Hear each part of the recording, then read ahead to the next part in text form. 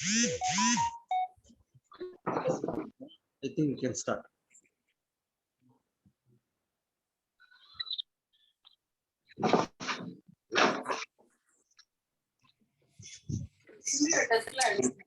Meeting with privacy, not professor.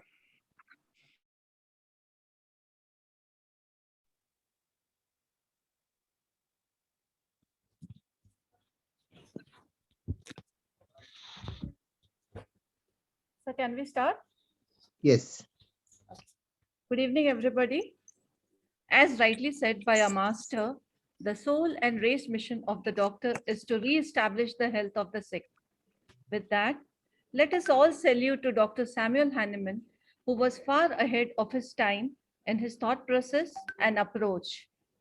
Curiosity is one of the most permanent and certain characteristics of a vigorous intellect. On that note, I, Dr. Bhavna Das from IHMA Bangalore chapter, welcome one and all to the free webinar, Trishna, a quest for knowledge. However, before we get started with today's session, let us pay a silent tribute to all doctors, frontline workers, and people who lost their lives in the COVID-19 pandemic.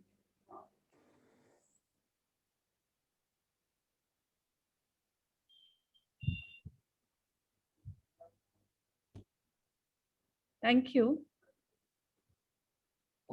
Without any further delay, I request IHMA Bangalore Secretary, Dr. Sanjay Panikkar, to welcome the esteemed forum. Thank you, Doctor, for informing me about this. I would like to invite Dr. Arulvanan, the President of IHMA India, to this esteemed webinar that we are conducting today. Thank you, sir. And Thank you. also, okay, sir. And also, I would like to welcome Dr. Prabhukiran, the President of IHMA Karnataka, to this webinar again. Sir, Dr. Prabhukiran, are you there?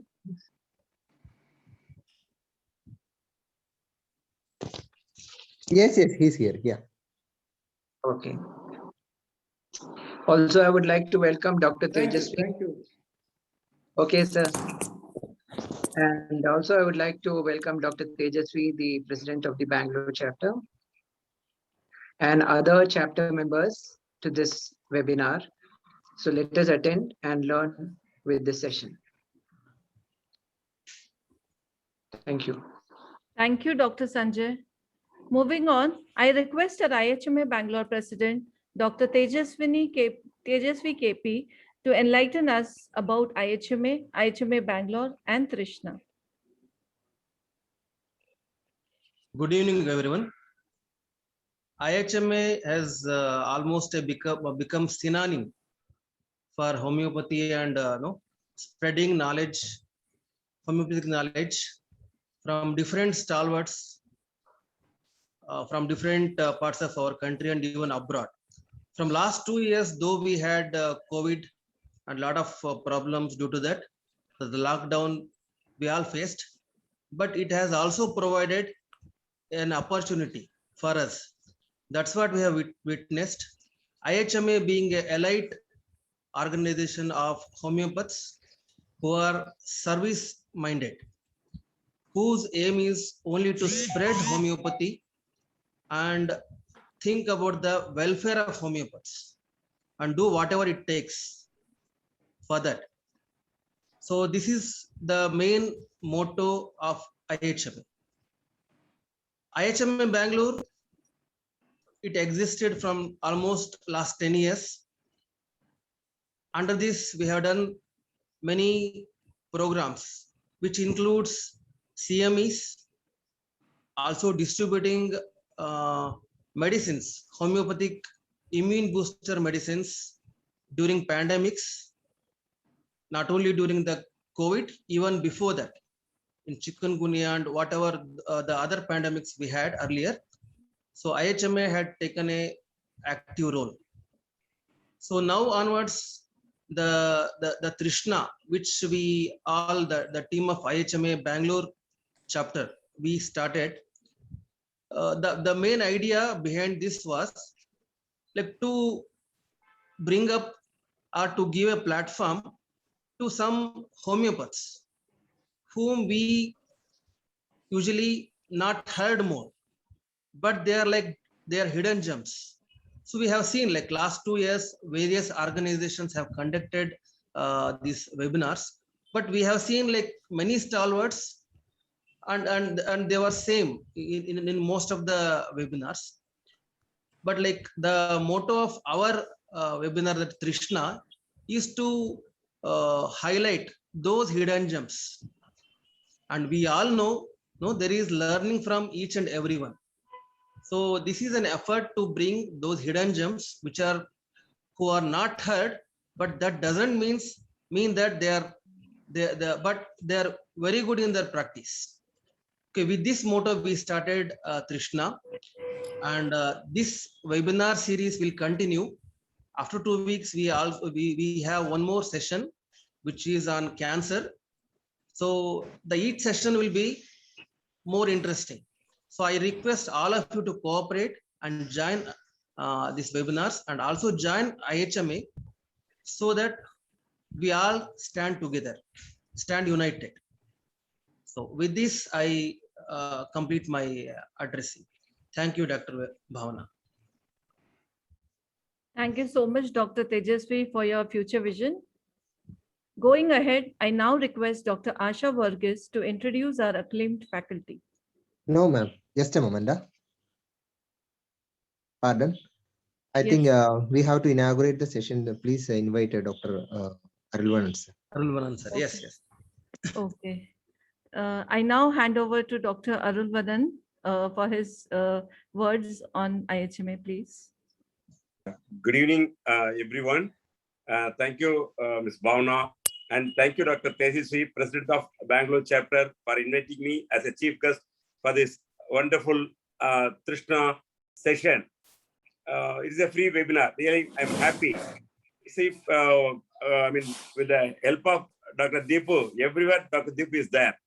So, I mean, you would have conducted more than 300 webinars, which is really helpful for almost all the homeopaths throughout the world, I can say, because the response for the webinars, what we got is enormous. It is not the response, the learning, the interest of learning. So with that motto, you have started this Trishna 21. Really, it is a very good, moment from you. I am really wholeheartedly appreciating you overall behind this particular programs. Today's topic, scope of homeopathy in uterine fibroids.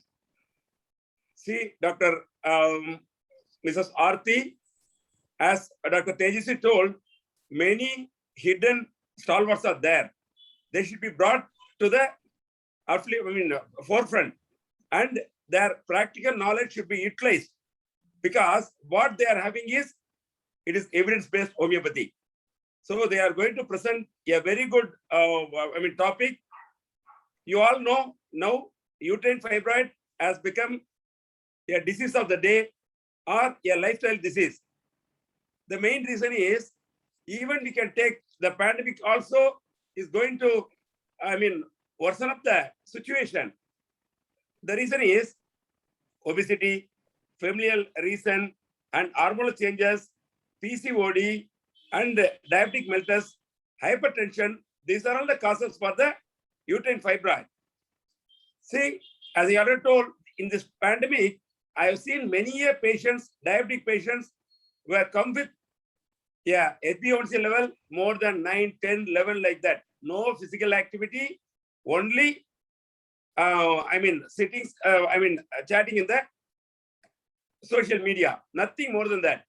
So it's also a reason for the fibroid. Dr. Aarti is going to give you a wonderful insight about the fibroids. Thank you, Dr. Aarti. And as Dr. Tejasvi told, IHMA is a good platform for the doctors who are having to share the knowledge, to do something through this association to the homeopathic community. See, for the past 15 years, we are doing so many programs. It is not only with one aspect of giving a knowledge to our homeopaths, even we are helping the homeopathic doctors through our triple scheme. See, Dr. Tejasvi and others will know better about that. They are going to give an elaborate, vision about that. See, I am requesting because I don't want to take too much of time.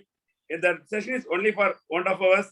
So, IHMA, as I have told, it's a good platform for all the doctors to join, to do something for the society, for the homeopaths, and or overall for our members.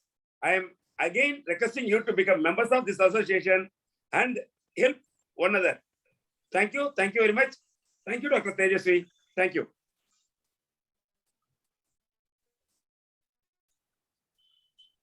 Yes, doctor.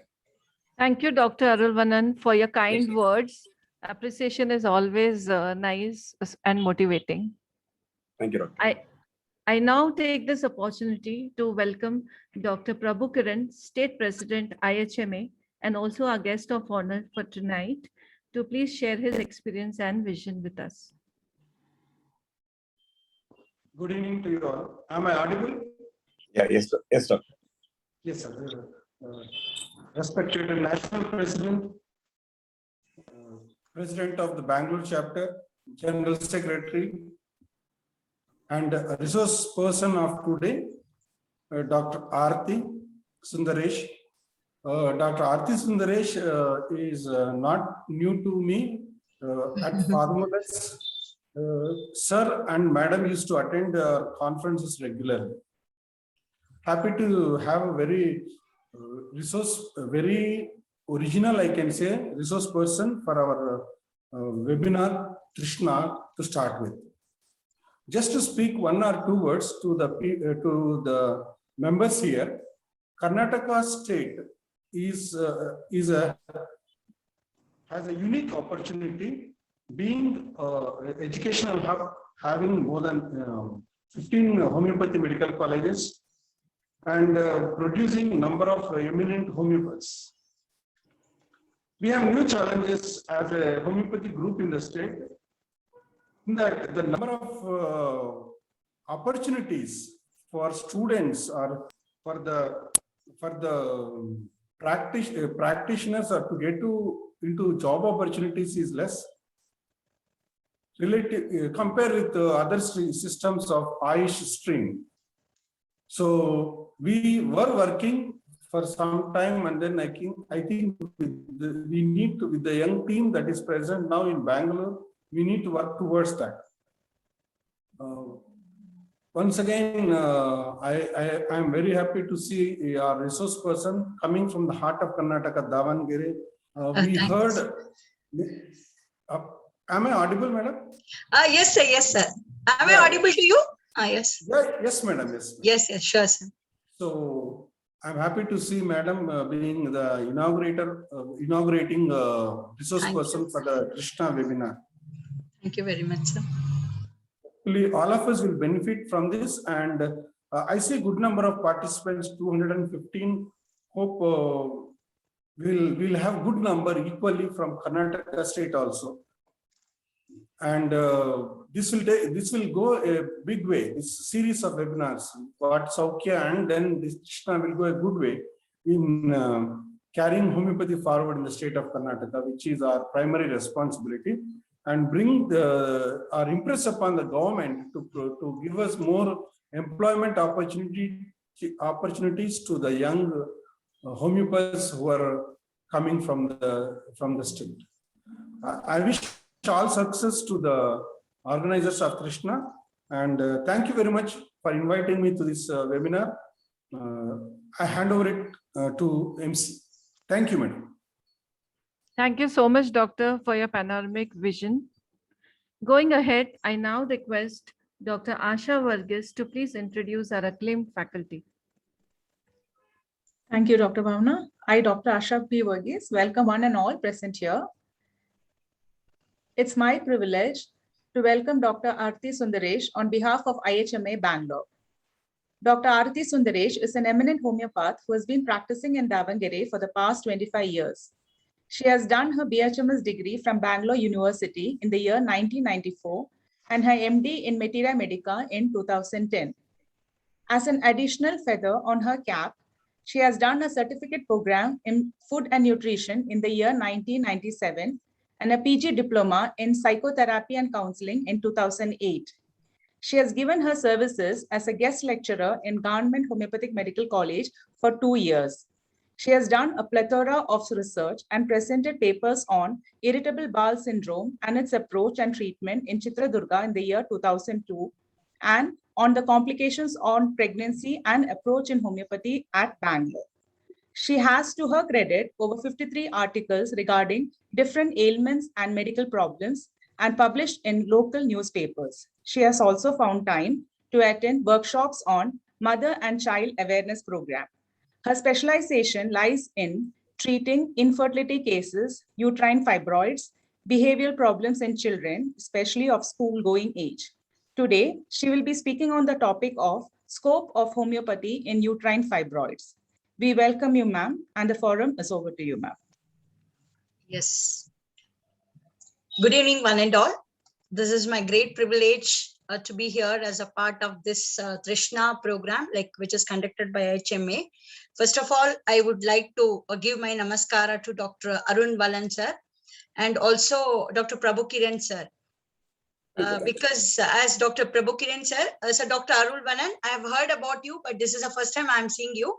But as Dr. Prabhu Kiran sir, he addressed that we were knowing each other for the past more than 25 years when we used to attend the Father Muller Hospital for their different seminars, along with my husband, who is also Dr. Sundesh, who is also homeopath.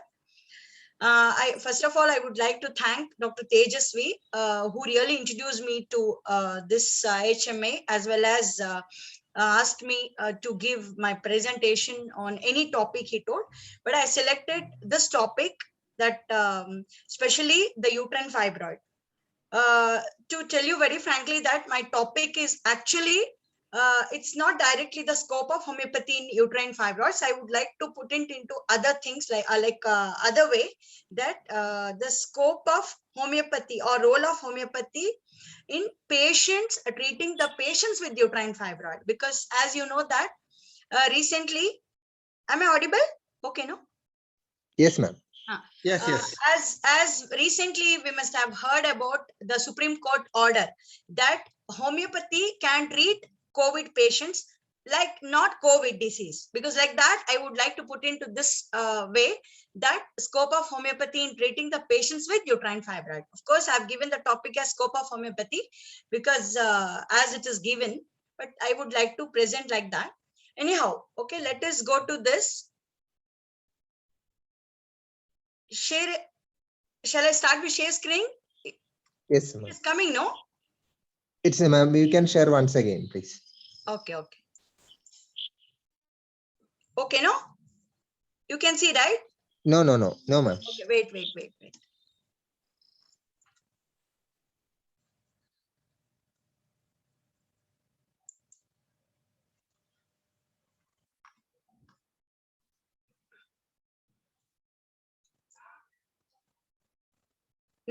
It is not allowing me.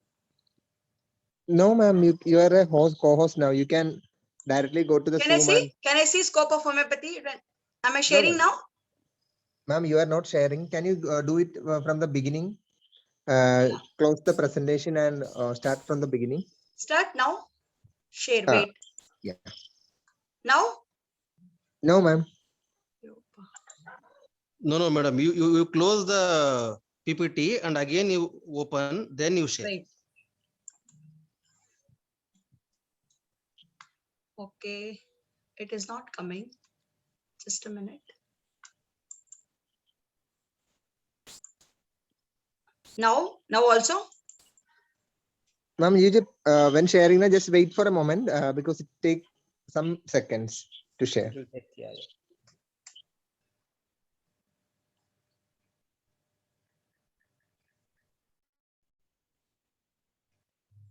Not able? Not able to share. See, ma'am. because wait, it is not showing. Wait, share it is coming, but not able to share it. Okay, ma'am. Wait, Okay, then. Oh, wait. Sorry, very sorry. I'm just a minute. It was coming, no, that time. yeah, earlier it was coming. Yeah.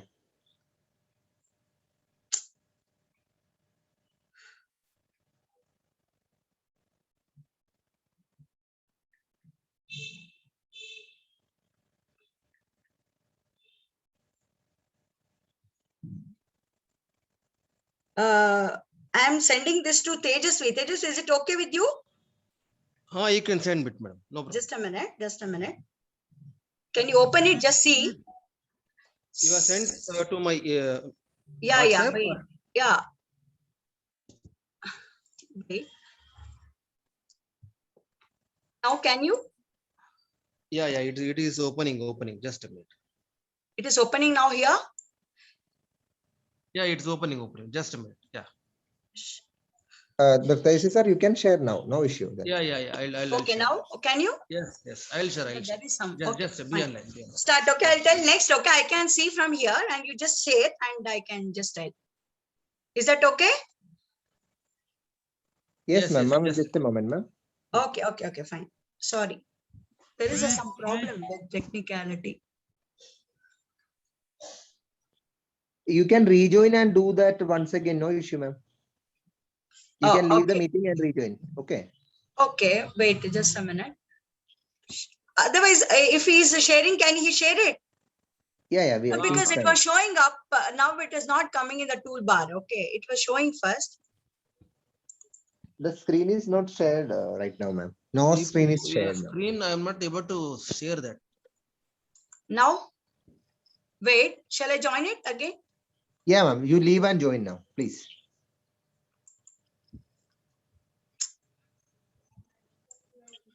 It was coming that time.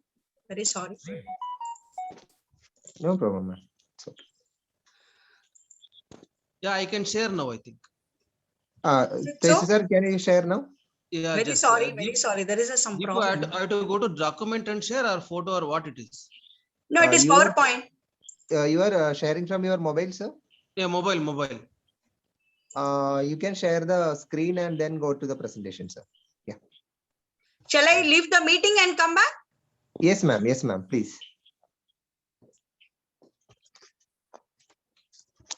Tejas sir, just a moment. Wait.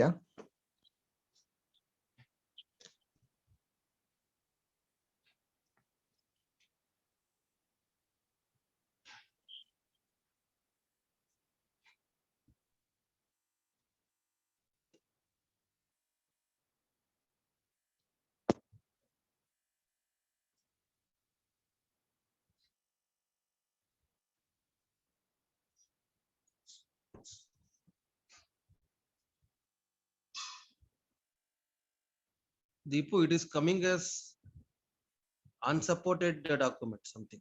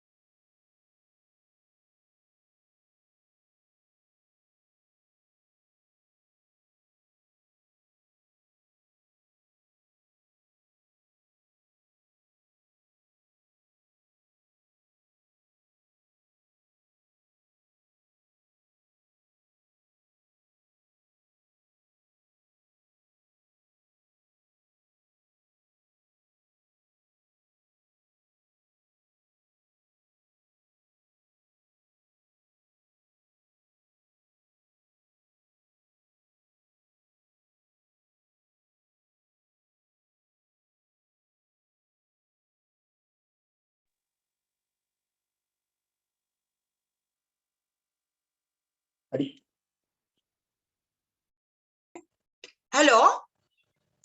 Ma'am. Yes, ma'am. Yes. Share ಮಾಡಿದೀರಾ? Yes, ma'am. Yeah. Now you try it now. Yeah, wait. Now, are you allowing me to share? Yes.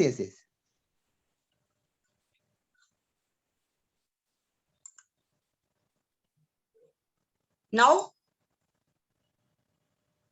No, I guess. Just a moment, ma'am. wait. Yeah, I got it. Yeah. Now, can you? Now? Yes, it came. Yes, It came. thank you. Thank you very much. Very sorry for the delay. Yes. So now, Yeah, shall I start with the topic? Yeah.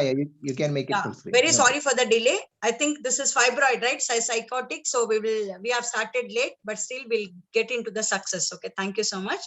Okay, now I'll start with my topic. That today's topic is scope of homeopathy in uterine fibroids. As I said that the treatment Ma'am, you role can of make it full screen now. yeah, You can make it. Yeah. role of homeopathy in treating the patients with uterine fibroids, or the scope of homeopathy in uterine fibroids. Okay, why we have selected this is because most of the time, as you know, that we treat the dynamic disease. It has been said that, or it has been believed that homeopathy can treat only the dynamic diseases, because we know that when the vital force is imbalanced, when there is a disharmony in the vital force, and it causes the disturbances in the function, and if this function disturbances remains for a longer time, then it tend to cause some structural changes, which we say as the pathological disease. So like that, I have chosen this today's topic as uterine fibroid. Before going directly to the scope of homeopathy and uterine fibroid, I would like to go as what exactly the uterine fibroid, because as you know that, because in any system of medicine, whenever we treat the disease, especially when we treat through homeopathy, we have to know the disease in individual, the patient in individual, and the remedy in individual. So we have to compare. As we know in Organon, we say we have to know what is to be cured in the disease, what is curative in medicine, and how to apply this knowledge of the disease and the medicine. So that is why whenever we tell that before treating through homeopathy, we have to know the disease in proper, that is the pathology of the disease. This is the picture of the fibroid uterus. You know that the anatomical structure of the uterus, as you know, here you can see this is a body of the uterus where the fibroids, most of the fibroids are situated. And this is the cavity body of the uterus, and this is the fundus portion, and this is the external walls, and this is the internal walls and the vaginal portion. We need to have the anatomical the location of the fibroid before going directly to the treatment of the fibroid. See, next we know that what exactly the fibroids are. You know that these are also called as myomas, and myomas are frequently multiple, and as many as 200 may found in one uterus. More often the number is between 5 to 30. The tumors tend to spherical in shape, although their space can be lobulated. And pseudocapsule, which consists of compressed normal uterine wall, myomas are often said to take 3 years for one to reach the size of an orange. This is, however, is only generalization. The rate of growth varies from patient to patient and in time in the same patient, because it may be varied in different patients. And as you know that etiology of the tumors themselves are relatively avascular, because see, before treating through homeopathy, we should know what exactly the pathophysiology of this fibroid. Then only we can know that what is the miasmatic background of this fibroid, as well as the selection of the drug can be done depending on this particular pathology. So etiology of the tumors themselves are relatively avascular, the main blood vessels being almost so taken into capsules. Occasionally a tumor has numerous blood or lymph vessels with the large cavernous capsules. Throughout its substance age, uterine myomas are rare before the age of 20 years. So it has been given that what is the pathophysiology behind the uterine fibroid. See, parity is myomas are more common in nulliparous and relatively infertile women. But it is always that sterility causes fibroids or vice versa, or whether the both conditions have a common cause, and is that the uterus which is deprived of pregnancies consoles itself with the myomas, or as one say that the fibroids are the reward of virtue, babies the fruit of sin. So this is very important, that as you know that these myomas are situated as I have shown you the picture, that can be in the internal walls, like in the cervical canal, or it can be in the body of the uterus, or it can be situated in the fundus. Depending on their pathology, they are again divided into 3 that I'll come in the next slides. But it is very important that in which patients or in what kind of persons we can see fibroid is also very interesting. See, it has been said that whether the nulliparous or multiparous women are more common, that is nulliparous. See, because fibroid, you know, because they are like babies. So the women who usually try to have the conception, so usually want to conceive, such persons are prone to have fibroids. This is also very important and very interesting point when we go into the details of the fibroids. See, you know that the fibroid. So why these particular fibroids originate? This is also very important. And which are the different hormones are responsible for this growth of fibroid? See, doctors, this is very important that because whenever we treat the disease, so we have to know the pathology. Why? Because to know the miasm. See here in fibroid, the ovarian function, it is often suggested that the excessive estrogen stimulation causes fibroids, but the evidence is unconvincing. So this is very important, because when a patient comes with the history of fibroid, then there is a question, lots of question comes. The first question comes whether to accept the case or not. So this point is very important. That's it. It is often suggested that excessive estrogen stimulation causes fibroids, but the evidence is unconvincing. I have seen most of the patients, okay, those who are nearing the menopause, where the estrogen has level come down. In such cases, the fibroid growth is very slow.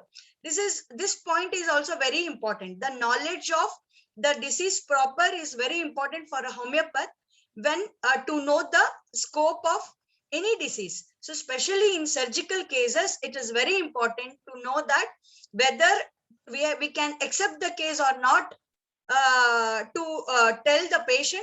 So this particular knowledge of the disease is very important. So these tumors do not significantly atrophy at the climacteric as was suggested at one time. Moreover, they sometimes arise after the menopause, even after the bilateral oophorectomy at an early age.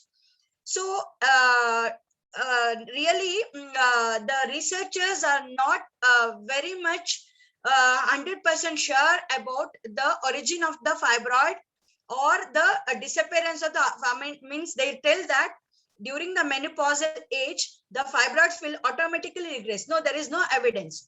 But still, what the gynecologists will tell that most of the time I have observed that they tell that, see, during their fertile period, it will increase, so that it is better to go with the hysterectomy. But sometimes they tell, if suppose you tell that we have cured the fibroid, or because of the homeopathic medicine, the patient's fibroid size has reduced, then they say that automatically during the menopausal age, it will decrease. But exactly the cause is not known, but there is lots of scope for homeopathy to treat the uterine fibroid.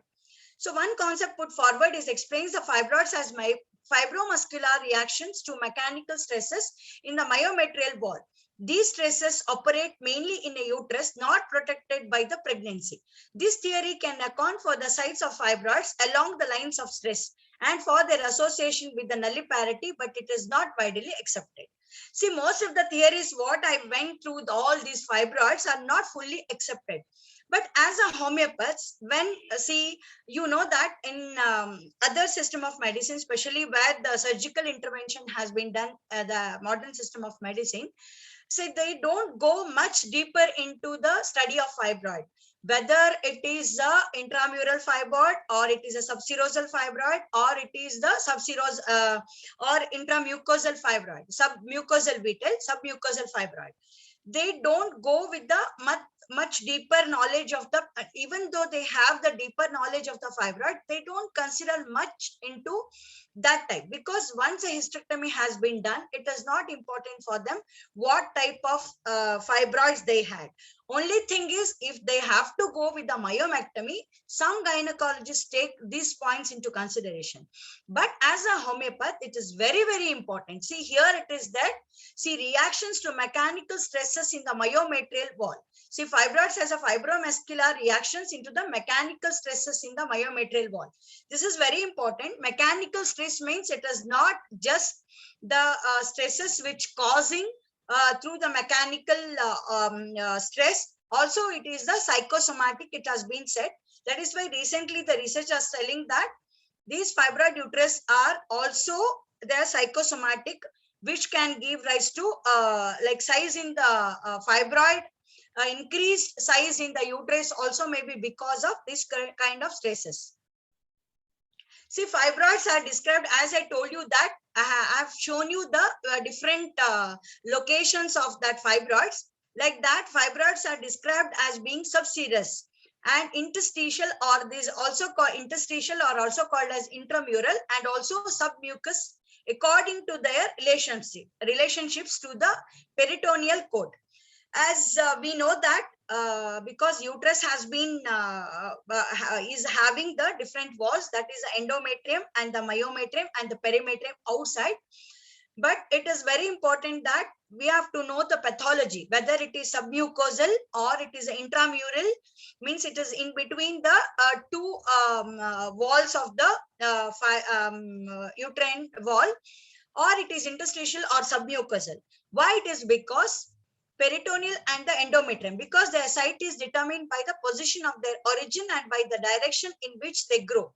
And interstitial one can by development become submucous or subperitoneal, and subserous and submucosal fibroid often become pedunculated. Because to know the complications or the follow-up in the follow-up treatment of uterine fibroid. See friends, actually what happens is, for an allopathic doctor, when he takes, for example, a gynecologist, whenever he's treating this uterine fibroid, most of the time what they go with this, they very rarely they give the medicines. Nowadays they give some hormonal therapy or some steroidal treatment they give for this fibroid, and they try to decrease the size, but rarely it happens. After 3 or 4 months, what they tell is you have to go with the hysterectomy or fibroidectomy they do.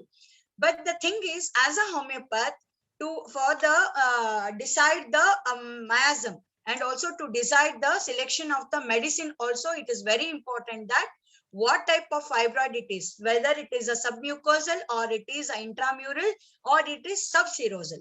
So in the future slides, we will study about that. See, you can see here, see, this is a cross-sectional study of the uterus during the fibroids. See, here you can see, this is a subserosal fibroid, which is pedunculated or it is lobulated, they tell. And this is an interstitial. Okay, this is in between the walls. You can see the two walls. Okay, and or it can be submucosal. Okay, submucosal, and it is what happens with the submucosal is it is very rich in blood supply. So because of that, what happens is when there is a more of blood supply, so again, whenever we consider the miasm, this particular type of fibroid will take the background of the miasm in different way, and the medicine selected also should be based on this type of fibroid. Okay, then see clinical presentation. The majority of small fibroids and some large ones are symptomless. But the nearer and the fibroid to the endometrial cavity, the more likely it is causes symptoms, especially the menstrual symptoms. A fibroid does not cause pain unless it is complicated. See, this is very much very important, because see what happens is whenever the patient comes to us, because when we accept the surgical cases, it is very important that we have to know what are the signs and symptoms and what are the patient's expectations with us. That will go to the next slide and we will study in detail. Then C, extrusion from the uterus as a polyp in the case of pain is caused by uterine colic, which aborts the myoma torsion of its pedicle of the uterus. Or see, these are the complications we should know. I will not go into much detail because we have to know the complications whenever we treat. But still, what happens is very rarely they go for the degeneration, because when we are treating the patients, because different parameters or different criteria we need to take it. So in such cases, we know we have to know that. So what exactly happens with the uterine fibroid? Sometimes they may degenerate, or they may sarcomatous. They may go with sarcomatous change, or they may cause adhesions to other organs, and it may cause severe pain where the patient will not be able to tolerate, because it depends on the size of the fibroid. So these are the points as a homeopathic doctors, we should keep all these points in mind whenever you take the case of these uterine fibroids. So what are the other associated conditions most of the time associated?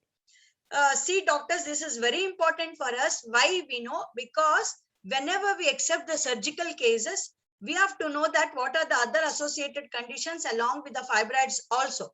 Because most of the time what happens with the patient is, if they decide for the surgery, they go immediately with the surgery. But here we are prolonging the treatment or asking the patient to be with us for a longer duration.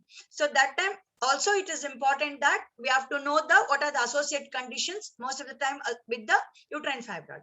Diseases commonly and possibly significantly associated with the myomas are follicular cyst of the ovary.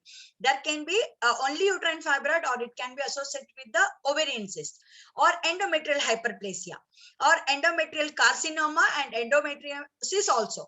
But as you know that we all receive the case after knowing all the diagnostic measures. We usually take all the diagnostic measures, and also we have to know, see, it is sometimes stated that the salpingitis is a frequent finding, but in my experience this is not true, because I have seen I must have studied really more than 200 to 300 uterine fibroid cases. But still I have not seen much infections. Some were associated with pelvic inflammatory diseases and salpingitis, where the patient had to take some antibiotics, and then they came to homeopathic line of treatment, because I usually associated with some gynecologists. They do refer me, or I may refer them in between also. So I've very rarely seen with the salpingitis, but pelvic inflammatory disease also very common with this. The idea may date from the time when the adhesions caused by endometriosis were confused with those caused by infections. Perhaps it is based on the observation, because it has given the different racial differences with this fibroid that we need not consider. But I have seen in my practice that most of this particular uterine fibroid, when they come to doctor, like homeopathy referred cases, they come with severe bleeding. But we should not be confuse this with even AUB, that is abnormal uterine bleeding. Before they used to tell that it is a DUB. Now the nomenclature has been changed into abnormal uterine bleeding, because abnormal uterine bleeding also may be because of the fibroids, different types of fibroid. That, as I explained you, that it is because the submucosal fibroids, because they only give much bleeding because they are with the high circulation. So that is one reason. And also at the same time, we need to have the differential diagnosis with the uterine fibroid, that is endometriosis. And the one more is also we have to know that it can cause adenomyosis. Because adenomyosis is also different terminology, and also adenomyoma is also different, and endometriosis. As you know that endometriosis is nothing but it is an endometrial lining other than the uterine cavity, other than the endometrial lining outside the uterine cavity. It can be in the ovaries, it can be in the nose, or it can be anywhere. Like even it has been very rarely in the bladder, because as you know, we call in homeopathy, we have vicarious menstruation has been given the name for that term used. Okay, but in the case of endometriosis, you know that this is a thing. And in the adenomyosis, most of the time you must refer the patient thinking that uterine fibroid, but finally the adenomyomas must have been diagnosed. But adenomyomas are again different. because it is nothing but endometrial cells. They start growing in between the walls of the fibroid. See, again here differs the pathophysiology, because for the adenomyosis and endometriosis, the tubercular miasm is very much important or responsible for causing the disease, where in case of here it differs. That we'll discuss next. So here, when two conditions such as follicular cyst and fibroids have each high incidence, their coexistence may always be we have to take, they can cause some complications. The factors also, there may be increased bleeding related with the fibroids. The factors causing the menorrhagia are an increase in size of endometrial cavity and the bleeding surface. And as you know, I will not go into much detail because we know to go with the homeopathy. But it can give a menorrhagia also if it is a submucosal fibroid, because submucosal fibroid have high levels of blood circulation. Because of that, innervation with the more of capillaries. Because of this, because of the increased vascularity in submucosal, it can cause increased bleeding. Otherwise, no. So here pressure symptom also, if the subserosal fibroid, if they are very big, they can cause the different pressure along with the bleeding. They can also cause, but subserosal usually will not bleed much. So only thing, they because of their size, they can attain the size of almost 14 weeks. Okay, so that is why, because they are conscious of the swelling of the abdomen, presence of heart tumor. It is very hard tumor, even per abdomen you can palpate that, and we will get to know about the presence of fibroid before even patient comes.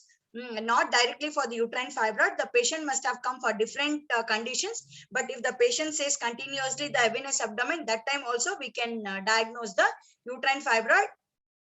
And then, we know that veins and lymphatics, because edema and varicosity, these are the very rare complications of uterine fibroid, and if they are very big. See, and you know that diagnostic imaging myomas nowadays, previously we used to give USG abdomen. Nowadays, patients usually they come with MRI scan directly, and also MRI scan give exactly the location of the uterine fibroid, size of the uterine fibroid, and also, as I explained you, the type of fibroids.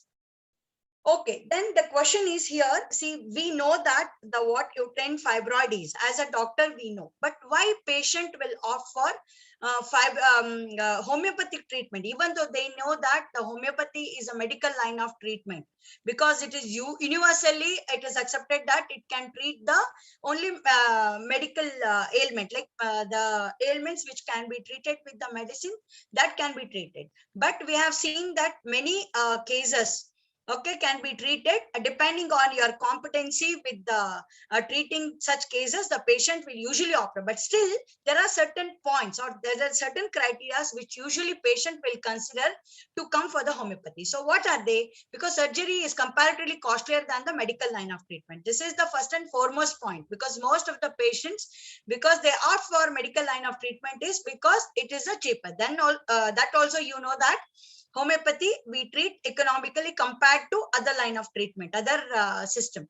It requires lots of post-operative care. Obviously, you know that hysterectomy is a major surgery, and even if they do, the patients who desire for future fertility. See, sometimes what happens is, as I have explained you, even some fertile women do before their just getting the children, like infertility cause also may be the fibroid, because as you know, the uterine cavity, okay, it will not bear any of the foreign body. It can act like the foreign body and try to expel, and it will not allow the concept to have the conception. It is not in all cases, because we have seen also, and we have also treated during pregnancy also. It depends on the location or the fibroid where it is situated. It depends.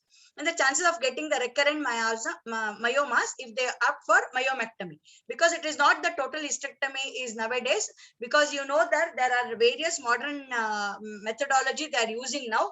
because they are using laparoscopic or keyhole surgery like that. They can do the myomectomy also, but there are also chances that they will not assure you that it will not recur, because tendency towards developing the growth may spread to the some other organs. Okay, this is also G factor theory is there. Because they say that this G factor theory causes the uterine fibroid growth. So because of that, after removal of that, there may be chances of getting nodule in some other things. So this is why then we know that. So as a homeopathic doctor, as we know the knowledge of the disease, so also we have to know that how we have to treat. So this is a homeopathic perspective. See, constitutional or deep acting remedy which is given for the fibroids not only helps to eliminate, it is not only eliminate the fibroid, also helps to eliminate the other associated complaint, because they tell that the patient may be diabetic or may not be able to get treatment for that, and or because of uterine fibroid or because of the heavy bleeding, or the doctor may postpone the surgery because of the diabetic not coming into control. So but when we treat the patient constitutionally, then it is always we can assure the patient that it is not only the uterine fibroid. As I said that we treat the patients with the uterine fibroid, it is not we treating just the uterine fibroid. It will help continue her fertile period, help the woman to attain her menopause naturally, because as you know, the hysterectomy is nothing but we are creating the artificial menopause to the patient. So that is why, because suddenly going for the surgery in turn, it will have an important organ getting because getting pressurized and no side effects, and it is also cost effective. So as you know that homeopathic perspective, as you know that as it has been said in homeopathy, that we know the disease primarily disturbance of a vital force, which is only functional in character where there is no apparent pathology. But if the pathology persists for longer duration, then the structural or the irreversible changes takes place. See, you must have seen in Organon, that is one-sided diseases. So Hahnemann mentions from Organon that we know local melodies. He explains that as a Section 201 to 203, Hahnemann's pathological hypothesis involved in explaining the mechanism of production of local melodies. Because we know that, because in homeopathy, whenever we treat any of the diseases, the knowledge of organ is very, very important. Knowledge of the miasm is also very important. Because we know that the law of similarity, law of simplex, and also the law of suppression all comes from this knowledge of organon. So before knowing, after knowing the pathology of the disease, we also know it is called the dynamic pathology, which we can study through the organon. So it is a local melody. So whenever we treat the uterine fibroid, it is not that we are just treating the uterine fibroid. We have to consider the patient as a whole, and we have to treat. So this is why, because you know that when we go to the classification of diseases, Hahnemann explains about the dynamic disease and the surgical diseases. And also he tells about the caution whenever we treat the local melodies, because it can go to the suppression and it can go to the higher organ whenever it's suppressed. So as a homeopath also, we may suppress the disease when we concentrate only on the local as a local melody as a fibroid. So we have to consider, see, study of the sick individual from all these point of view, clinical, pathological, and individual characteristic in given time will give us the totality. As you know that, see, whenever we have to treat the constitution, means we have to study the miasmatic background. We have to know that is the fundamental miasm is also very important, and also the characteristic symptom, patient as a person and person as a patient. Pathology, you know, uterine fibroid, it may not vary much, only for the while treating the acute sector of that uterine fibroid. For the bleeding or the pain, we need to consider that totality of the only uterine fibroid. But to treat the uterine fibroid in total, we have to take the patient as a person and person as a patient. So this is very important with the scope of homeopathy in treating the patients with the uterine fibroid. Okay, we will go to the case directly, because this, am I going very fast? No, ma'am, no. Okay, no, fine, no, because time, okay. So this No, is, ma'am, no problem with the time. You can take, no that problem. is okay, fine, Yeah, sure. Okay, so here now we know that because in uterine fibroid, now we know the pathophysiology of the fibroid. We know where they are located.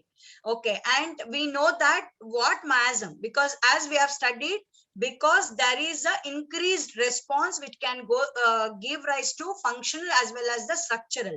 So we know that it can be a psychotic dominating, and also as we said that the hormones also responsible for that. We can take the psychotubercular, and also sometimes we can take psychotic dominating and psychotubercular.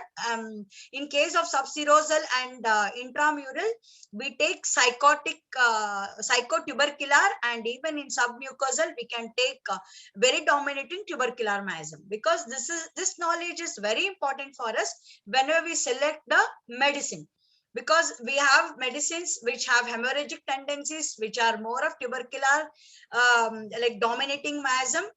As you know that whenever we study, whenever even we study the materia medica, we have to know, see, most of the students will not be knowing that we study only the patient with the miasmatic background. It is also very important that we have to know remedy also with the miasmatic background. Then only we can like compare these patients to this particular remedy. Then only we can fit the core of the patient to the core of the medicine. So as far as the miasmatic background of the uterine fibroid, as I said that it is a psychotic. So this is related. So how to approach the case and what are the different expectation of the patients. So I've already explained you that what the knowledge the doctor should have, and what are the assurances we should give, and what are patients' expectations, what are the associated problems. You know that the first is size of the fibroid, location of the fibroid. And then, as I said, that general condition of the patient, the comorbidity associated with the patients, we have to take that parameter also. And also we know that if there is a menorrhagia, we have to know the anemic conditions. This is also very important. And very rarely they go for the carcinomatous changes. And we have also know that differential diagnosis, whether sometimes the fibroid uterus also may be associated with the adenomyoma. In adenomyoma, because endometriosis and adenomyomas are precancerous. So whenever we consider all these to take the miasmatic background of the patient, these points are very important to consider for the selection of the remedy, and also to know the prognosis of the condition. Okay, now we will go directly to the case presentation. Okay, this case, because especially with the uterine fibroid, I just brought the cases which I've treated very long back, because I have more than 100 to 200, which almost I have their records, but exactly 39 to 40, I have done the continuous study on that. So in this, and also this is confidential, keeping the patient's confidence, because nowadays what's happening is, previously we used to present in conferences, but here because it goes to the everybody's mobile, so presenting also very important. So I had to take the permission of the patient, that is also very important. So I just took two cases here to present with their life situations, because to explain that why it's very important to know the life situation of the patient, to know the person as a patient and patient as a person. So this patient name is Jaya and age 38 years, and staff nurse in government hospital and everything. And she came to me with the uterine fibroid and USG report done on 23, very long back. This case has been taken. And main complaint was she had heavy bleeding in vagina since 4 months. So menstrual cycles 23-24 days, because not continuous bleeding, like since months she used to have the heavy cycles. Menstrual cycles 20 to 24 days, bleeding reddish brown clots, and first 3 days scanty, then starts heavy, lasts for another 5 to 6 days.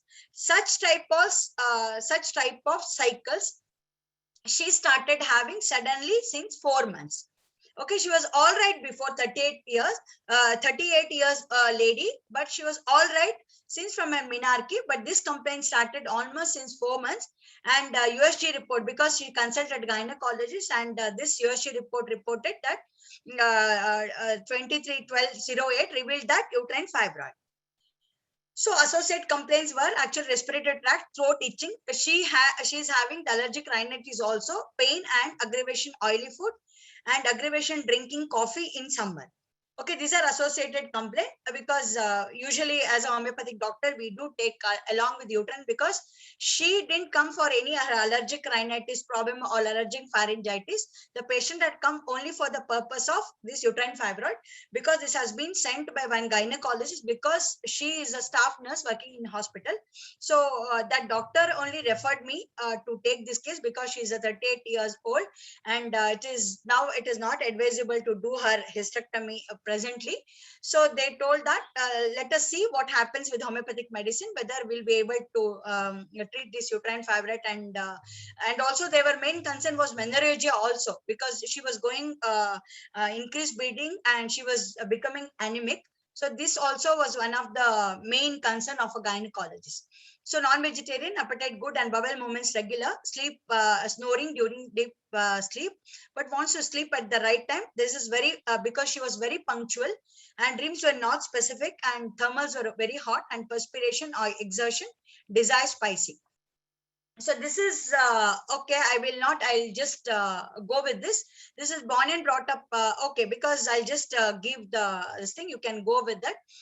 She was a staff nurse, and from the beginning, she was born and brought up with a very like poor family. Both her parents were working in my doctor's house, and she, as professional patient, immediately got a government job and a hospital as a staff nurse, because she was born and brought up in such a this thing. But see, since her childhood, she used to be active. Why this let's say is very important. I have not directly given she is very active, she is very systematic, like that I didn't give. I just want to know how to grasp from this.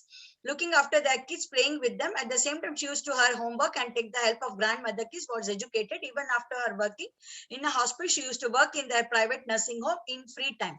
See her parents and look after her affectionately. Even patient is very attached to them. Patient did not marry till the 30 years of age.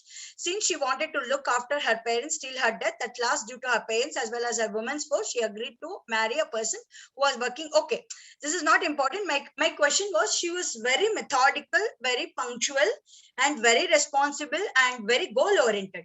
So she wanted, and see, this is very here next line is, she got married at the age of almost 30 years, and you know that here she got married one person who was also working with them also, because she did not rejected him. Okay, she accepted, because her main concern was not marrying him or that person, like that. She because she's from poor family, no much selection, but still she didn't deny it. Okay, she agreed it, because her intention was, because she what happened is, actually during this period, one of her patient's sister-in-law had a problem with her husband and got a divorce. Because why I'm explaining this is because the impact of the patient's life crisis on her, and which made her, because as I explained in the uterine fibroid, why uterine fibroid suddenly develops and what causes them to be symptomatic and give, because as we know that Hahnemann said, okay, most of the time what happens is when there is a disharmony in the vital force, then only it gives rise to symptoms. First it gives rise to functional disturbances, then give rise to the structural. When we go to the past history, we will come to know that she had adenoids, and also she underwent some nasal polyp, again recurred. Okay, so this means that how much that is a psychotic miasm, as well as the tubercular miasm is very dominating in her. She informing patient converted to Christianity, because her husband, he converted because of some benefits, they converted. This really gave a shock to her. But what she told is, that is why myself being an educated and being in such a profession, I should not feel about this. See, this is because she, okay, she accepted it and she forgiven everything. Because this is important for us to know what group they belong to, or in selection of medicine, this lifestyle is very important for us. Okay, as you know that past history, there is past history of no significant illness, but still it is a pharyngitis, it's there. And everything, systemic examination, everything normal. But as I explained you, temperature is normal, but patient is very hot. And fundamental miasm psychotubercle, as I explained you that she used to get the recurrent cold cough, and tubercular miasm was that active psychotic and tubercular.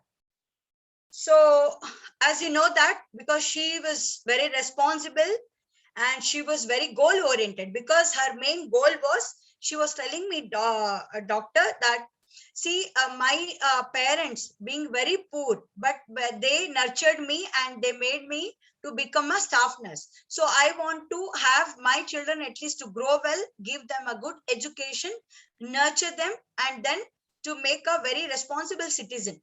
This is a goal oriented. As you know that this is a fourth row, because okay, well, let us not go for that type.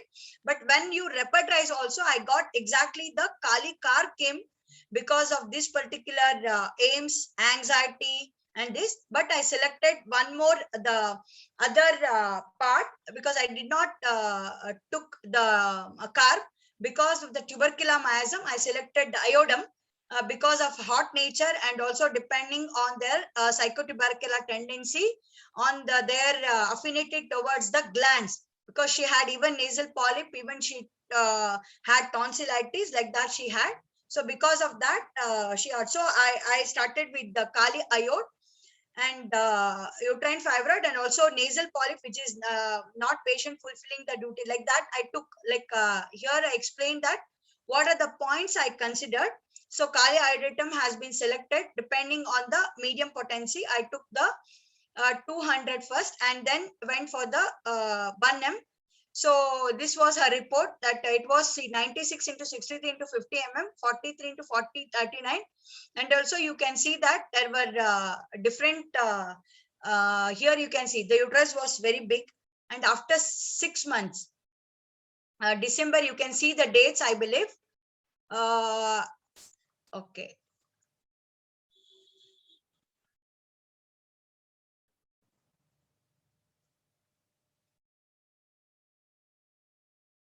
Okay, here you can see one more, I think, see here you can clearly see. See, before it was 109 to 63 to 53. See, what happens is, this is December 2008 and this is August. Okay, almost we can say that this is 9 months. But we don't know the pace of the growth of this uterine fibroid. But what happened is, actually she took the treatment only till here. But what happened with the patient is, here I can go with the follow-up. See, I have given 1M has shown very good response by throwing the symptoms of the throat level, considering the acute totality as pulsatilla. She started getting pharyngitis. I took the, in between, I gave her pulsatilla depending on that acute totality. But that also came down and the patient feels better, came with the regular medicine, and other complaints were normal. And what happened, see, here the question is, the uterine fibroid has reduced and the patient is doing her follow-up or not, it is not important. Yes, of course she has done. But what happened is, here the conclusion, because here the main topic of ours is today is what exactly the scope of homeopathy in uterine fibroid. We have a definite scope in treating this, because the patient, what happened, patient came for follow-up another 3 to 4 months due to her personal problem. She did not come for the regular treatment. Just 6 months back, she came for her mother-in-law's. I took this case because last 6 months back, she came for treatment and informed that she's perfectly all right. She did not have any problem. Advised her to undergo one more USG. I told her. Recently, she had come. Now she's almost 46. But what she told is 3 years back, she attained her menopause. And after that, she did not have any complaint. And of course, she was working in the hospital.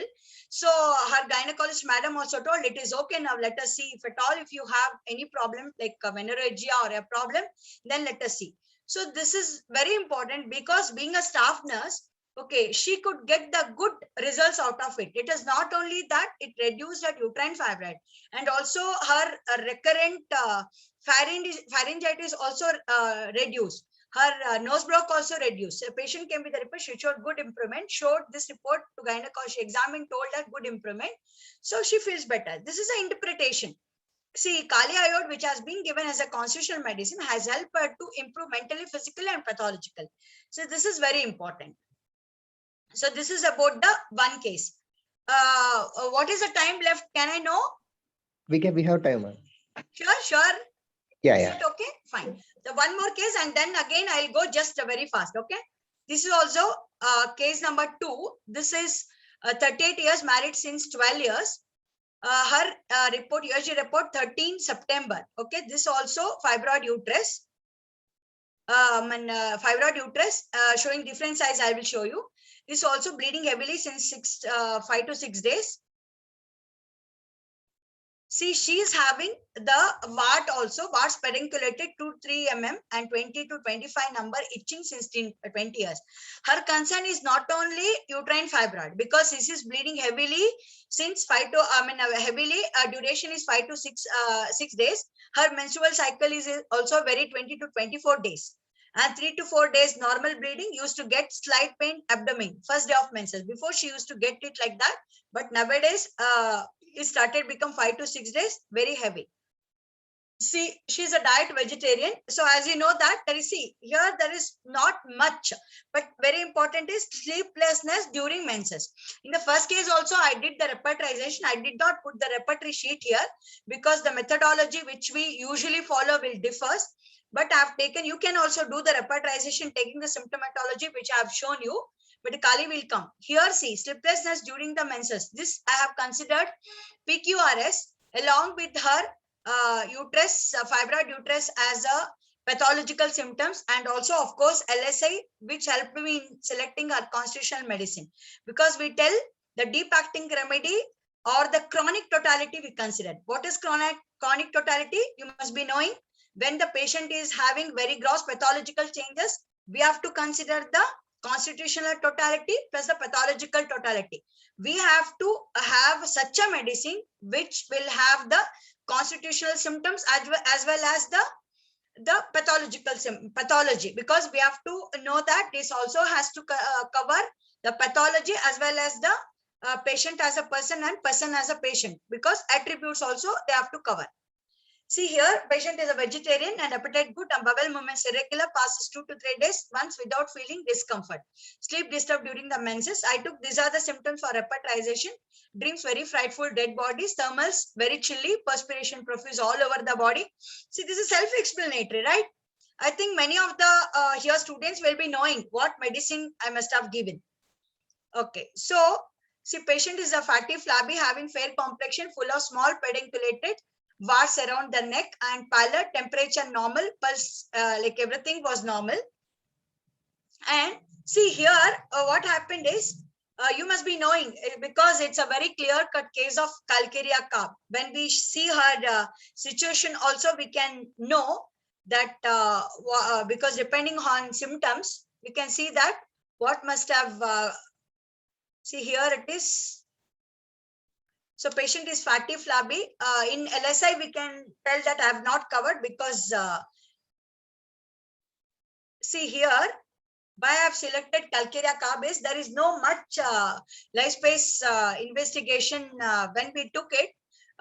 What she says is when this bleeding, heavy menstrual bleeding started is, this is in 6 months because they had an accident with the car and bike accident. When she was sitting behind her husband, they had an accident with the car. Actually, nothing much injury happened to her husband, but she was in sudden shock. After that, these all complaints she started, she tells.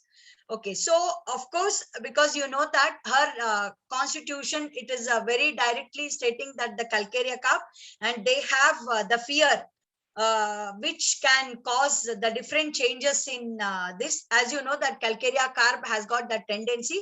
And also here the PQRS symptoms, as all the complaints, they increases because of their fear and fright. And also this type of like menstrual complaints, aggravation during sleeplessness during menstruation. See, patient has come for heavy menstrual bleeding problem, and also when we go through the family history of the patient, we can analyze. I've taken her family history also.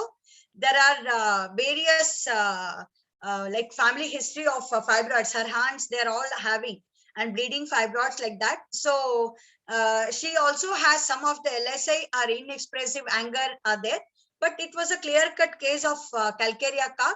So I just gave her calcarea carb.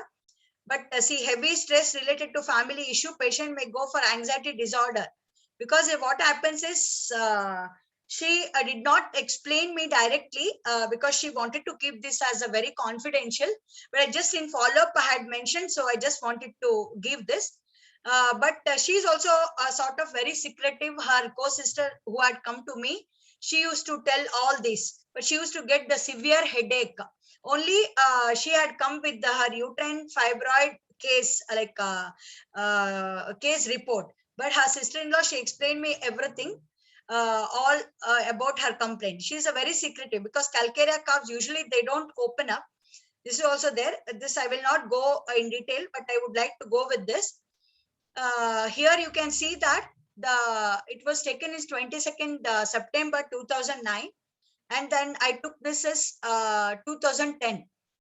It was a very 2 to 3 fibroids were there. Fibroid seedlings were there, but still the uterus size you can see the 74 into 46 into 39. Okay, here you can see that uterus size has become normal. See, this case I took, why no? Because after treating with the constitutional treatment, fibroid size has not decreased too much. But first it has decreased some size of the uterus because it is small, size of the uterus became regressing. It is start reducing. But fibroid is still there. But still, after continuous giving the calcarea carb, it has reduced. Actually, I have missed that one more report because she had given me only the one Xerox copy. It was not showing. She had not given this particular report. She had given only film, but I could not get it. But this was she's having very good improvement with this. See, my point is, dear friends, it is not that whenever we present the case, what exactly the medicine is given and why, like how we approach the case. As I told you that the basic concept of treating the uterine fibroid, I have told you. But here, what happens is whenever we take them with the chronic totality, considering the constitution as well as the pathology, when we doing the follow-up, so criteria we consider, as I told you in the first case, she was a Kali iodatum, her associated complaints reduced because their focus will be main on not much on fibroid. Their focus will be more on bleeding. And also their main concern will be on their day-to-day activities because it not disturb their day-to-day activities. So that is when Kali iodide helped. In calcarea carb also what happened is LSA is not so much because she did not have much crisis, but internally she had some resentments and also with some family problems she had. But she is a clear-cut case of calcarea carb. So calcarea carb naturally they suppress because of that psychotic miasm. They suppress everything and turn to be fibroid. Along with that, they also will have some abnormal uterine bleeding because along with that, their hormones also tend to become more functional changes will be there because they start heavy bleeding because since from the beginning she's calcarea carb, so heavy bleeding. Along with that, fibroid starts. So because of that size of the fibroid, their surface area of the uterus also will increase. So when there is an increased surface area, obviously there will be increased bleeding.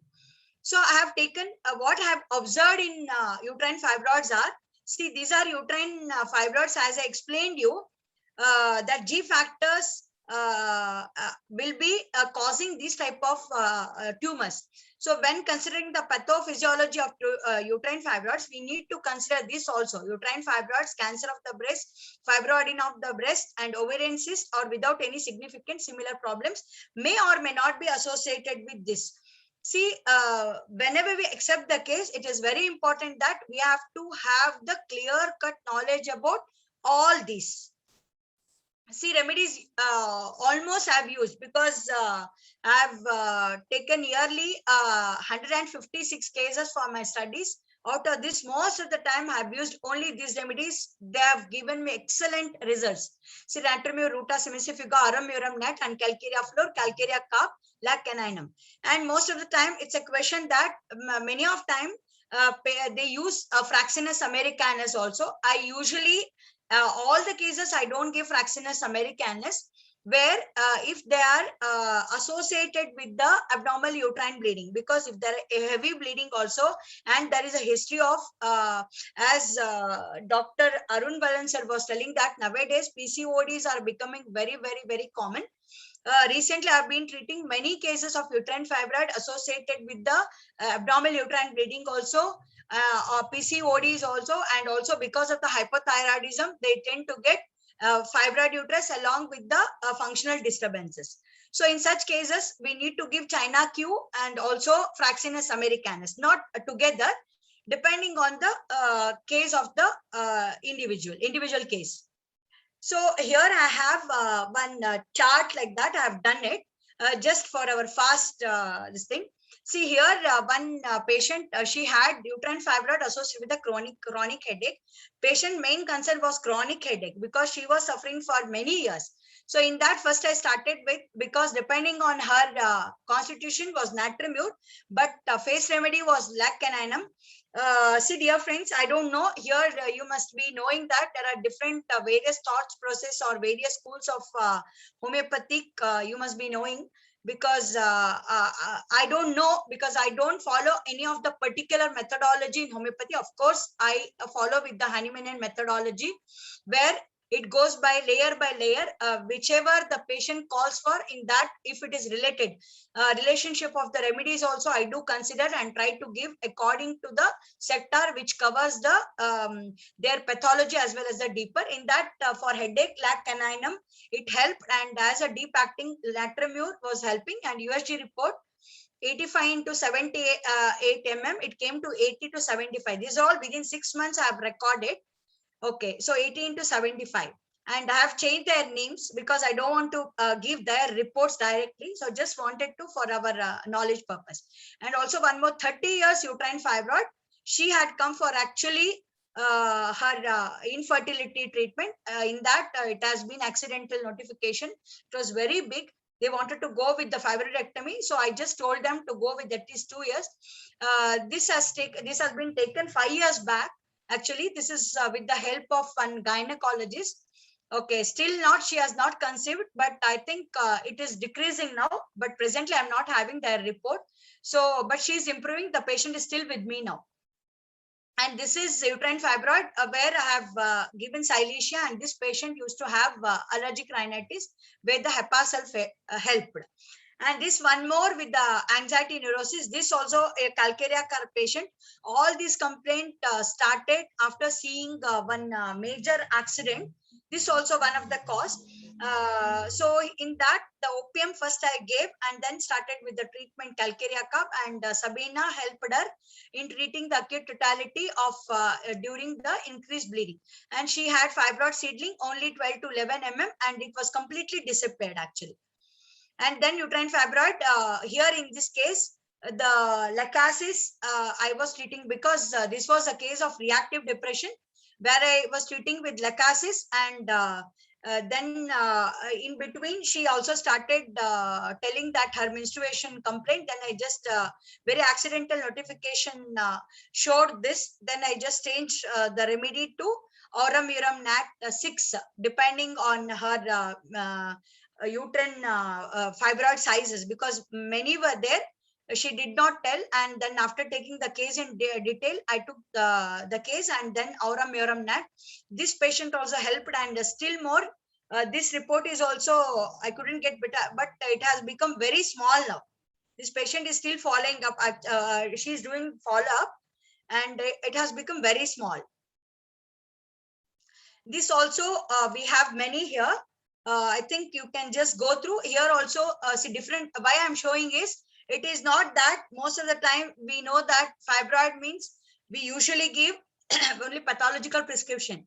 You must have used, many of you, Fraxinus, or many of patients, they may be cured with the calcarea carb or Natrimure like that. But I wanted to show here, I treated with even creosote, because patient had come with uterine fibroid with increased white discharge and also cervicitis for associated complaint, and pelvic inflammatory disease also were there. Here also it reduced her seedlings were there, and this also with the improved with the constitutional medicine. Here Calicarp and uterine fibroids with the heavy headache, migraine headache, and also body pain. And patient also had in this case patient was associated with the rheumatoid arthritis. In this, the Cimicivaga started with, and because of the uterine fibroid, we started with the Calicarp as a constitution, and patient is still continuing. She is very fine. And this is with the graphitis lady, and she had come. See, most of why I'm giving this petroleum and graphitis, why I'm showing is because patient first comes with the some other complaint. Then they start telling that they also have the uterine problem or the menstrual problem. They start telling. Okay, then when we do the scanning report, so they'll reveal that, okay, because the USG report will reveal that they're having this type of problems because uterine fibroid. Then we start treating them. Okay, they attained this patient had come for eczema with her menopausal complaint. First I started treating with her petroleum. She was improving, but her menopausal complaint were there. But after taking, as you know, that graphitis is complementary, so I just started giving her graphitis, and she attained menopause very naturally. Her uterine size also came down, and uterine fibroid size also came down. She attained her menopause very naturally.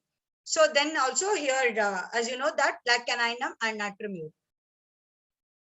So dear friends, here I think this is a longer duration I think I took to explain about this uterine fibroid. As you know, most of the time what we think in homeopathy, always they tell that it should be the evidence-based case, very important. I do take all the cases in my clinic with their photo, but because of to keep it confidential, it is very important that we can't produce. Otherwise, some patients used to give their direct interview also.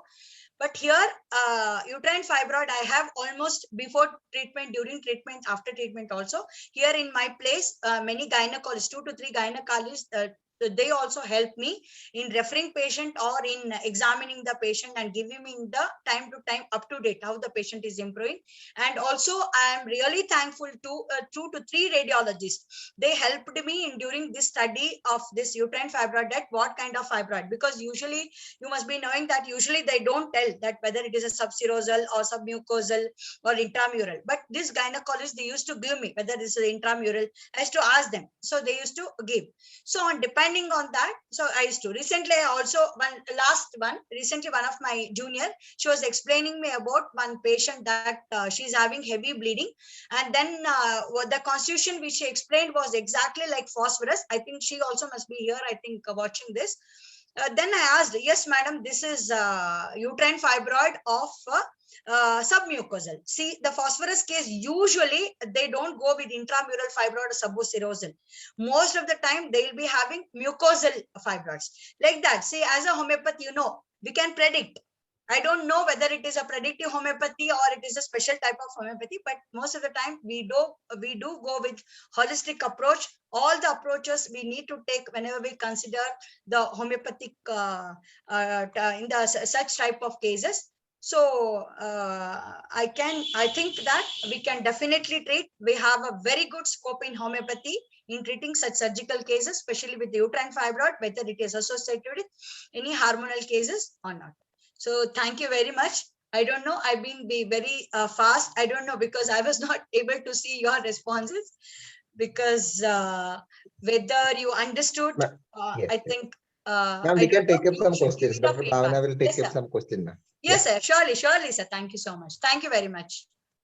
Thank you so much, ma'am, for your experience and covering the mysterious areas of case taking and prescription. The first question is by Dr. Sheetal.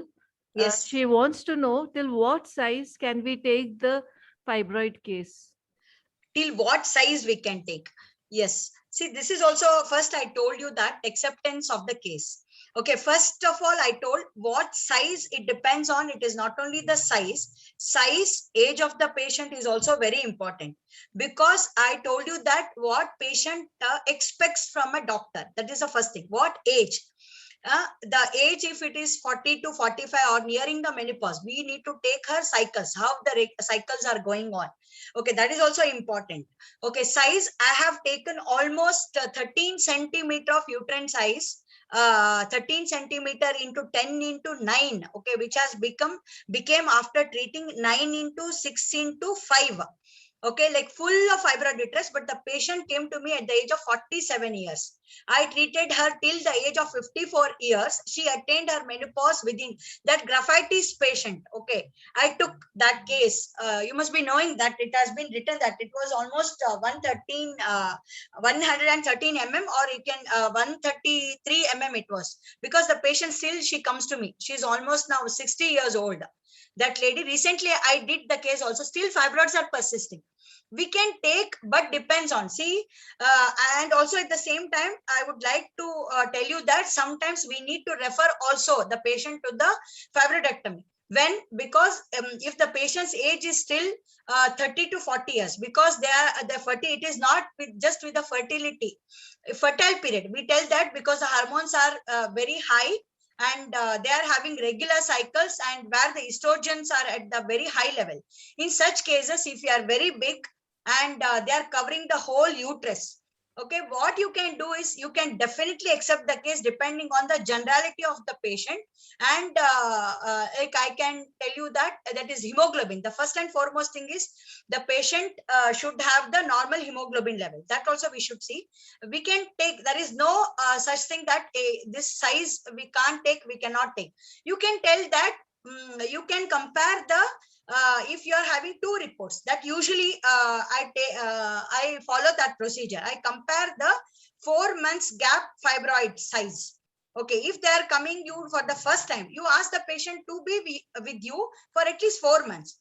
See, as I told you, homeopathic treatment, it is not only for uterine fibroid, it helps. Okay, it also helps in treating the constitutional, to correcting the constitutional treatment. And first of all, I explained you that G factor. You got my point? Somebody is asking, Dr. Sheetal, Yes. are you with Yes. me? Okay, because G factor, you need to explain to the patient that because when the fibroids are increasing means the G factors are very active. It is not that fibroids are going. Okay, when you suddenly, so what is the other resort for them? Either they have to go with a fibroidectomy or they have to go with a hysterectomy, right? So you can accept the case, but you have to be very sure that they are not anemic. They are not associated with any other conditions like thyroid or PCOD, anything. And you should be able to treat them, and you have to have the parameters in your hands. You can take any time, but at the same time, you can take a help of a gynecologist. That is also very important. We can definitely take their assistance. You can take at any time, any size of the any size of the uterus, any age of the patient. But if it is the fertile period and the infertility, if the patient comes for the infertility, and if the uterus is full of fibroid, then you need to go with the myomectomy, fibroidectomy, and you can treat them again, homeopathic constitutional treatment, help them for fertility, like treat. Got my point? Sheetal, are you okay? Okay. Ma'am, Dr. Vaibhav has raised his hand. Please unmute yourself and ask the question, Dr. Vaibhav.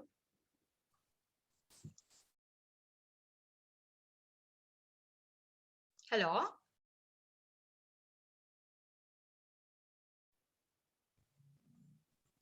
I think he is not able to. Okay, unmute. okay. The Fibroid second size question. above. Yes. Okay. The second question is, what is the meaning of phase remedy? Face remedy. The face remedy is, see what happens with the uterine.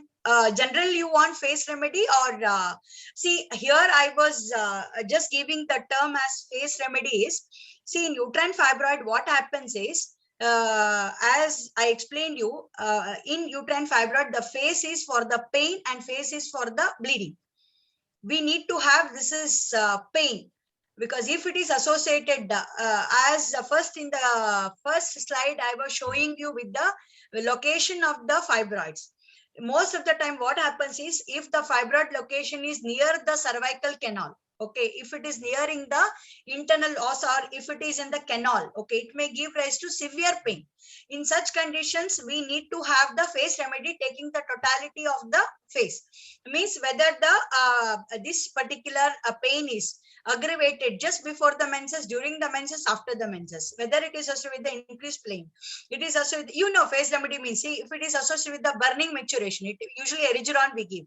If it is associated with the thin bleeding and still the thing, we can cure sickle cord. We can give heavy bleeding. If the patient moves, the bleeding comes. Then if there is no pain, we can give crocus sativa. If there is a pain, sabina. If it comes front, then we have to give sabina. If it goes back, we give viburnum. Like that. This is a face. And if you know the heavy bleeding, type of pain, like this is face. Okay, and also I have not mentioned, because some of the cases I have not given miasmatic remedy, because that also we need to give. Very rarely I have used Tuja or Medorinum, because most of the time, I don't know, because patient used to have a very good response with their regular constitutional medicine, which used to give. I usually do the 4 to 5 months reports. Okay, so 4 to 5 months, they used to slight reduction in this, or at least with their and very important friends is parameter is their regular cycle. Regular cycle is very, very, very, very good parameter for us, because patient feels better. That is also there. Anemic also, hemoglobin also we have to know.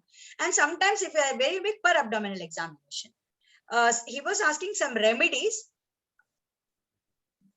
Yes, ma'am. So remedies, as I told you, that is nothing like that if it is above the 10 centimeters. See, but as you know that, we know in the whenever we select the potency of the remedy, we tell that levels. Okay, if it is only pathology, if it is only fibroid uterus, okay, what happens is, if it is in only level 1, okay, what happens is patient may not express anything. We will be knowing the patient constitutions. Such things, what happens is, see, for example, patient is a aurum urum nat, but patient may not give much symptoms of aurum, but only fibroid with the full of uterine fibroids and small fibroids. In such case, aurum nat 6 will help, because in the first level, what we have to consider only the pathology, only the name of the disease. If it goes below, like if it is a bleeding along with that functional disturbances, we go to the 30 potency. Like that also happens. Remedy wise, usually we will not stick on to that. That is what I was telling you. Most of the patients, they doctors, they do stick on to the Fraxinus americanus, or they go with only the Sabina, like that. Or Ustilago also. I have seen many of the patient, like doctors, we do come with the different prescriptions from the doctors giving. Ustilago, they usually give increased pain along with the fibroid. Ustilago Q also they do give. It should not be every time the same. Okay, we need to give. That is why I explained you, because suppression should not be that. This is also very important. Okay, ma'am, there is another question by unknown person. Yes. What are the hormonal studies that you do? And also, Dr. Preeti is asking, what are the other investigations that you would order for a fibroid? Yeah, fibroid is, as I told you, nowadays we are almost getting MRI scan. That is very almost diagnostic, that will be done. And the first one is general condition. It's very important, because general condition, because here what happens is, it is a surgical condition. Otherwise, what happens, if you tell today also, tomorrow immediately patient can go for surgery and it can be removed, right? So when you accept the case, you have to be very careful that how is the general condition of the patient, because she should not go with that is general physician report. Like usually they come with, she is not a diabetic or a hypertensive or thyroid. If it is also there also, okay, you have to keep the parameter of that. And thyroid hormone, that is very important. As PCOD also has to be ruled out. And very cancer history also. As I told you that it can be associated with the adenomyosis, it can be with the endometriosis. That you will come to know if you ask the menstrual history, because you will come to know, because how is the cycle. It is not that just the fibroid uterus. Why I have taken this is because we can show the evidence base. In endometriosis and even in adenomyosis, every time we can't show, because this is a one case. We have different things, but this is a very important case where we can show. That's the thing. And hemoglobin, of course, CBC is very important. And also, you know that uterine fibroid is erythropoiesis, erythropoietic it is. RBCs will be very high. You can see that. That is why they cause bleeding. They can cause anemic. Again, they increase the size. because it is also known that when we reduce the size, the RBCs will come down, but hemoglobin will improve because of the less of menorrhagia. So hemoglobin level you can take, and then time to time, 4 months once, usually I do the scan. If they have already 4 months done, because when they come to you, if suppose they have 2 to 3 reports, because most of the patients, what they come is, they will not come directly because if they uterine fibroid, they tell that 2 years we had been to gynecologist, they told that some seedlings are that, it is okay now, you keep quiet, they tell. Okay, now when they come to you after 2 years, suddenly slight change, okay, they come to homeopathic doctor in search of, okay, if there is a slight difference, okay, then what happens is, there is pace of the pace, it is not the phase, okay, please be. Pace means the speed of the disease is very okay. Okay, so psychotic miasm is very not giving much trouble. So it is very slow. At the same time, you can accept the case and you can treat. But the problem comes when your own patient, if she has come for a headache suddenly, 2 to 3 months, suddenly she tells, okay, I'm having headache, doctor, this is, okay, then you ask the patient to go with some reports, and suddenly accidental notification of fibroid. Such times you will not be knowing what is the pace of the uterine fibroid. Such time, patient will not be hurried, because if you have treated them very well with their headaches for 2 to 3 months, they'll be with you. It is always that is why I explained you that what patient expect and what you explain them and what is your responsibility as a doctor. These are the only investigations. Dr. Subhash, please unmute yourself and ask the question. Dr. Subhash.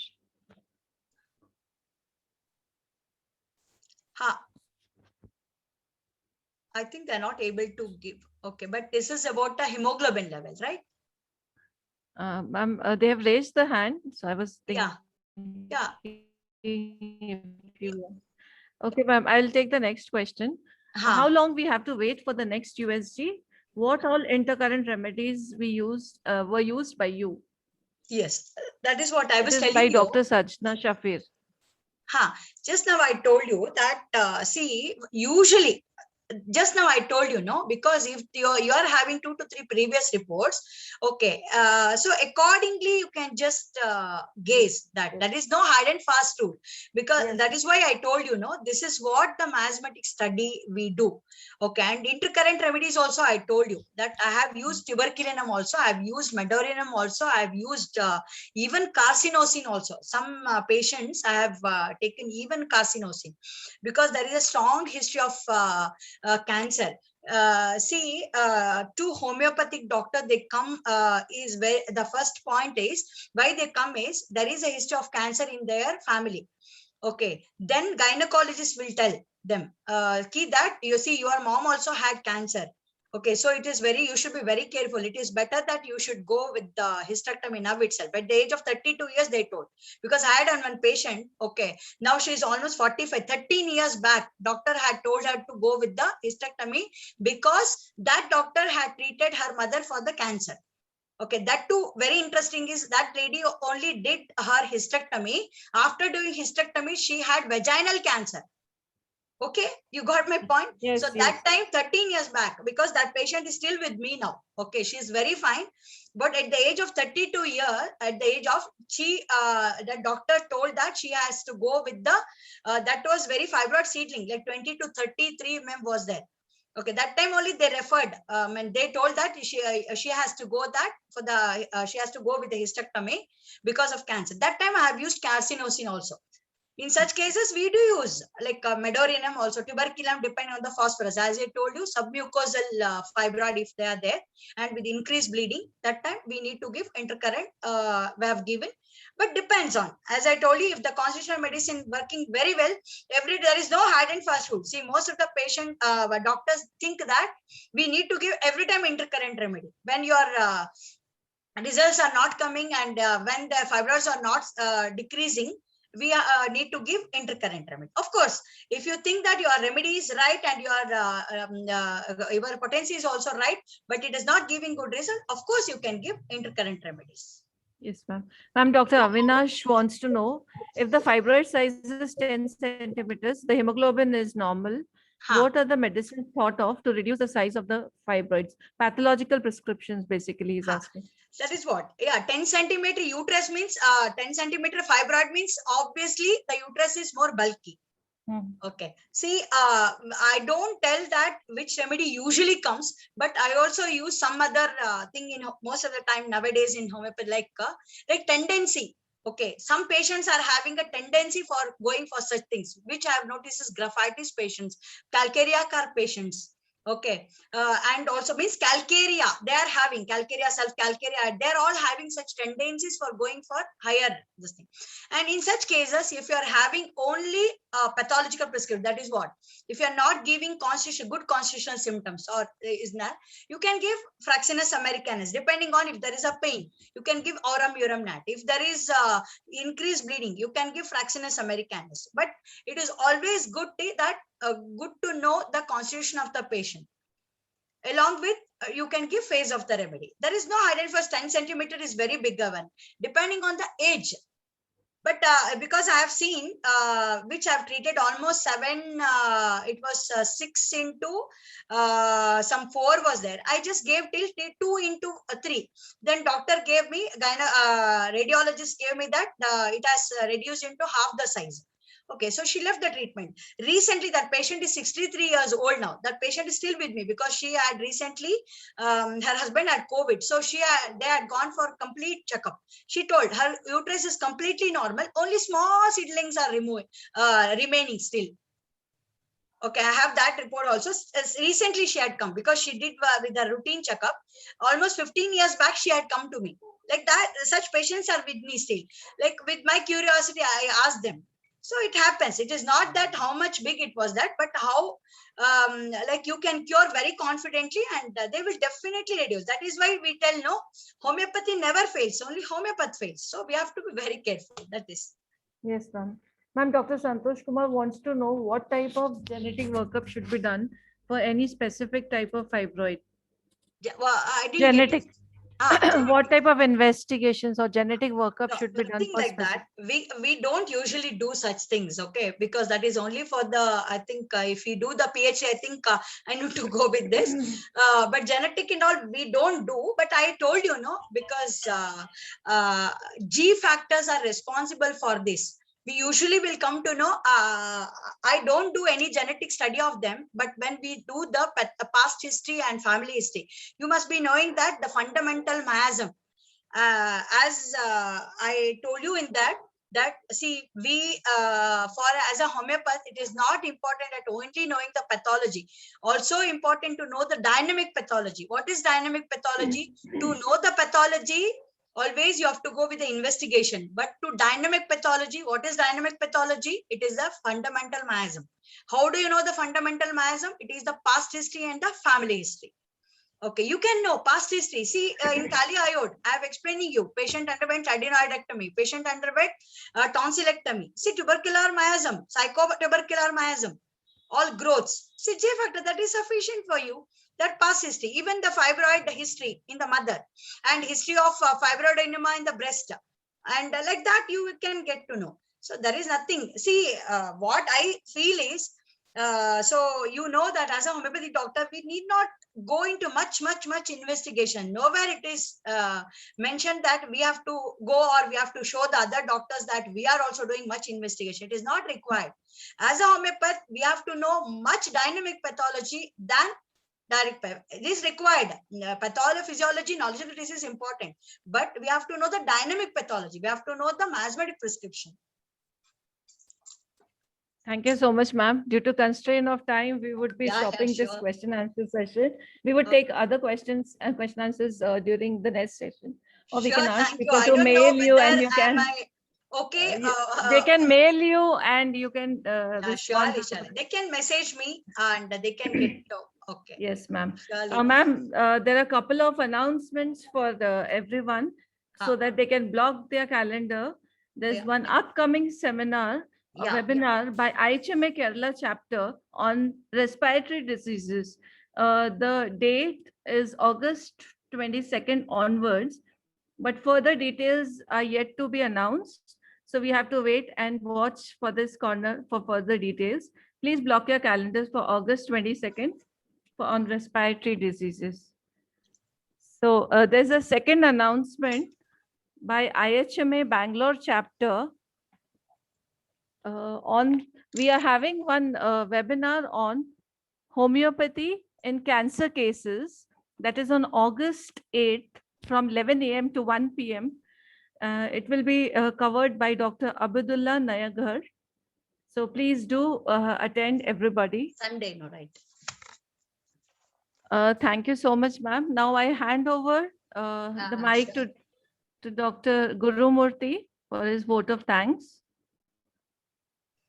Dr. Guru Murthy.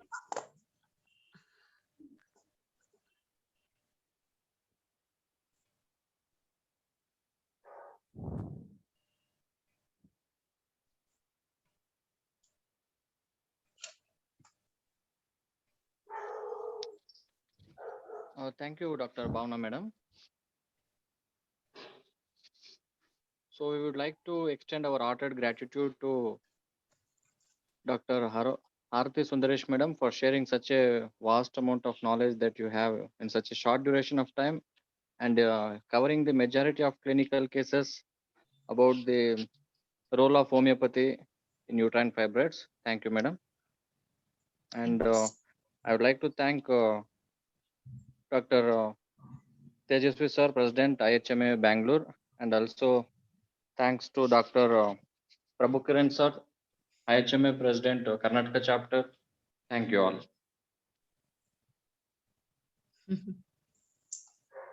Thank you so much, Dr. Guru Murthy. And the session ends here. Thank you so much, one and all. Thank you Thank so you. much. Thank you, ma'am. Thank you. Thank you all. And we, IHMA Karnataka have a YouTube channel. You can subscribe, and thanks all the delegates who joined us in the YouTube and Zoom for your wonderful participation. Thank you once again. Thank you, ma'am. Thank you. Thank you. Thank you. Thank you, ma'am. Thank you, Dr. Aarti. Thank you. Thank you. Thank you, Dr. Tejasvi.